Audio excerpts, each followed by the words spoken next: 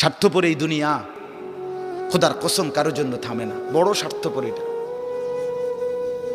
আগের গাড়ির 3 জন প্যাসেঞ্জারও যদি রক্তে ভাইসা যায়, মইরাও যায়, পিছনে জ্যাম বাজলে এরা শুনতেছে যে সামনের গাড়ি অ্যাক্সিডেন্ট করে 2জন লোক মরে গেছে, এরা এরপরও চিল্লায় যে পুলিশ কই, রাস্তা ক্লিয়ার করে নাকা, মরলে মরছে, না মরলে সরাও। কারো হাতে সময় নাই।